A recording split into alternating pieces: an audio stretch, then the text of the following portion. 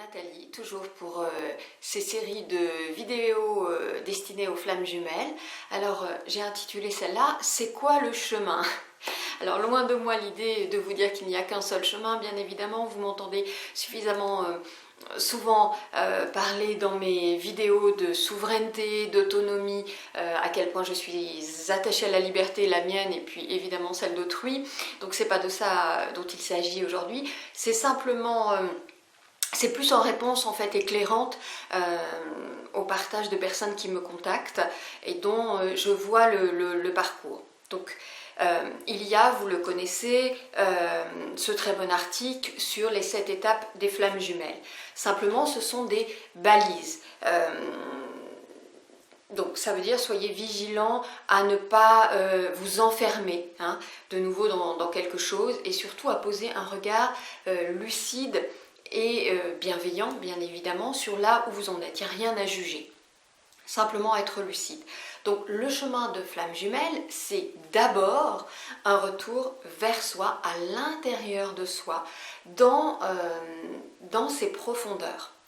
C'est vraiment une invitation à nous reconnecter à nous-mêmes. C'est vraiment ça d'abord. Et le faire même si ça fait mal dans un premier temps, mal ou peur en fait. Il ne s'agit pas, je le redis de nouveau, de s'enliser dans la douleur. Il s'agit simplement de la regarder en face, d'en voir la racine pour effectivement transmuter tout cela, puisque c'est vraiment ça que le processus de guérison. Passer le cercle de feu, comme je l'appelle. Donc il y a plusieurs outils pour ça.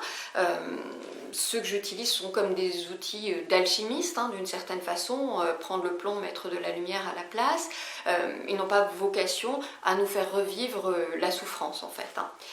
Pourquoi je dis tout ça? Parce que la tentation peut être grande sur ce chemin de flamme jumelle, d'évolution de manière générale, de rester en surface et de se leurrer en entamant un travail qui consiste à s'occuper, par exemple, de se reconnecter à la joie de son enfant intérieur, de développer une vie sociale animée, de contribuer. J'entends ça souvent en ce moment. Pour moi, je dis pour moi, ceci est artificiel et non durable en termes de guérison.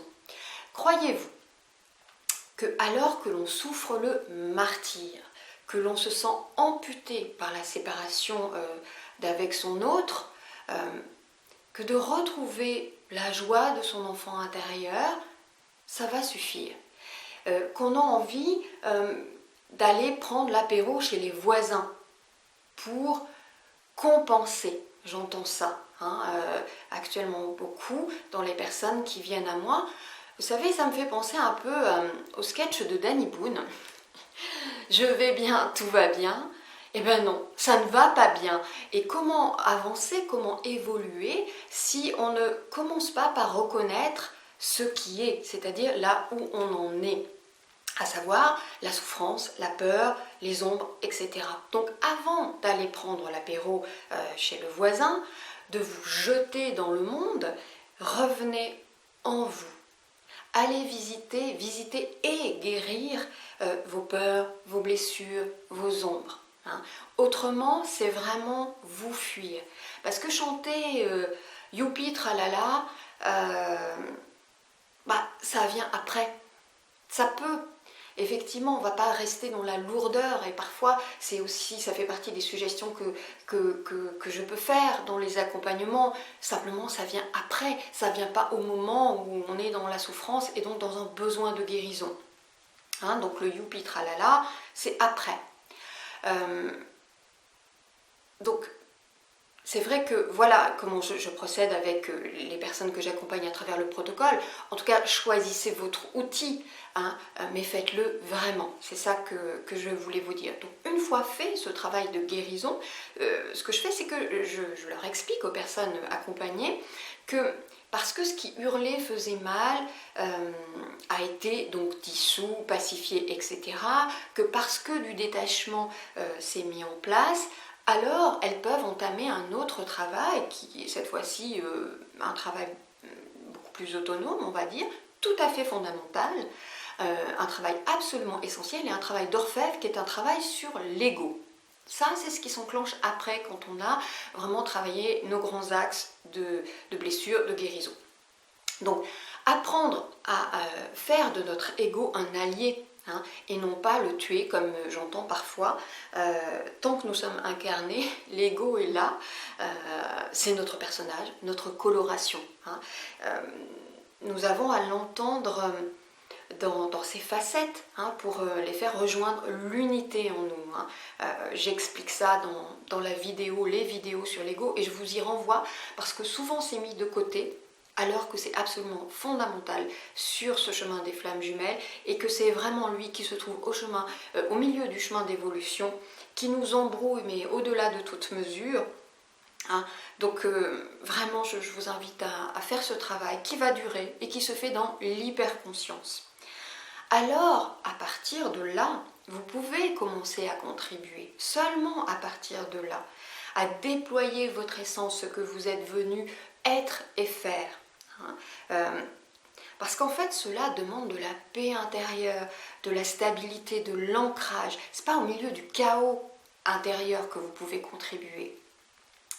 Donc, on ne peut pas servir le monde, autrui, si l'on ne s'est pas d'abord servi soi-même, hein, servi avec un grand S, c'est-à-dire vider la coupe de sa mélasse, la remplir de beau, de lumineux ensuite, et puis, dans un troisième temps, l'offrir à autrui. Avec mesure, parce qu'il ne s'agit pas de se vider totalement. Hein. C'est ça le processus selon moi. Il y a donc une phase de nettoyage, d'intériorisation avant de se lancer dans l'action, de partir en mission. C'est aussi ça, respecter l'équilibre des principes féminins et masculins dont je parle dans ma précédente vidéo. D'ailleurs, quand on ne le comprend pas, la vie généralement nous met comme sur la touche. Vous remarquerez ça. Donc oui, la question de la contribution est essentielle pour les flammes jumelles, on est bien d'accord, c'est le cœur même de ce lien, simplement dans un temps juste, c'est comme pour tout en fait, hein, et cela demande la plupart du temps, pour la flamme jumelle éveillée la première, de commencer seule. N'attendez pas votre autre pour commencer. Hein. Commencez à partir de ce que ce lien vous a appris, apporté, de ce qu'il vous a permis de déployer en vous, en fait. Hein. Et si vous avez eu connaissance, si vous avez connaissance de votre mission commune, alors soyez assez ouvert pour accepter que les débuts de ce que vous allez mettre en place soient différents de celle-ci, de ce que vous avez vu, appris, su. Hein. Considérez ça comme des étapes, en fait, hein, des moyens d'apprendre, de grandir. Comme vous pouvez le voir, Philippe ne co-crée pas pour le moment avec moi. Est-ce que je me suis assise à l'arrêt de bus, selon vous? Non, j'ai commencé seule après m'être occupée de ma guérison. J'ai suivi les signes, ma guidance. Hein, par exemple, je n'avais pas prévu d'accompagner les flammes jumelles. Ça s'est placé là, c'est-à-dire que je coachais et je faisais de la libération émotionnelle à partir de mes outils en psycho-énergétique. Hein. Puis, il m'a été fortement demandé par ma guidance intérieure de faire bénéficier autrui de mon vécu sur les flammes jumelles et de mes outils, d'alchimiser tout ça. Donc d'abord un protocole d'accompagnement très cohérent m'a été inspiré et quelques temps plus tard j'ai été fortement poussée à faire des vidéos, 10 en 2 jours, je m'en souviens très bien. J'ai rien compris sur le coup et c'est important d'accepter de ne rien comprendre. Je ne sais pas ce que je ne sais pas et je le fais car c'est servir avec un grand S. Donc oui, ça ne ressemble pas tout à fait à ce qu'il m'a été transmis de notre mission commune à Philippe et à moi, bien qu'on n'en soit pas non plus super éloigné, c'est pas aux antipodes. Et alors, c'est une étape et je la prends comme telle et je la considère pleinement, j'essaie de l'honorer du mieux que je peux et puis j'avance, je vois les signes, là je travaille à un nouveau programme d'accompagnement qui fait finalement suite à tout le reste, enfin tout ça, je vois bien que ça se place avec cohérence. Et Philippe, lui, il a son agenda. Il a actuellement, à l'heure où nous parlons, à déconstruire sa vie professionnelle, qui est très constitutive de sa personnalité, comme je le dis avec dérision, avec humour, qu'il est une vitrine sur pattes, hein, parce que vraiment c'est tellement constitutif de son personnage et de sa personnalité. Voilà, c'est quelqu'un qui est connu dans son activité, qui est une référence. Bon, eh bien, soit c'est aussi par le déploiement de mon propre rayonnement que je l'aide, et non à coup de conseils, de jugements, ni même de guidance, hein, parce que tout ça j'ai essayé, bien évidemment. Quand le temps juste, l'autre nous rejoint, et là commence une nouvelle alchimie. Donc, gardez ça en tête sans en faire un truc obsessionnel. Les projets, la mission, ont souvent besoin de temps, de maturation, de paix aussi. La créativité, elle a besoin de sérénité, de stabilité, de capacité à accueillir aussi. Et donc ça demande à ne pas être dans le vouloir. Souvent, je vois ça chez les gens qui sont dans une sorte de crispation parce que dans le vouloir récupérer des capacités extrasensorielles, vouloir contribuer, mais de manière assez prédéfinie, je vous invite vraiment à l'ouverture, hein. Laissez-vous surprendre d'une certaine façon. Donc pour résumer, le chemin passe par guérir en profondeur, puis par une conscience et un travail sur l'ego qui va durer, et enfin contribuer à partir d'un soi retrouvé, pacifié et en constante évolution. Voilà, selon moi, quel est le chemin, ce chemin des flammes jumelles.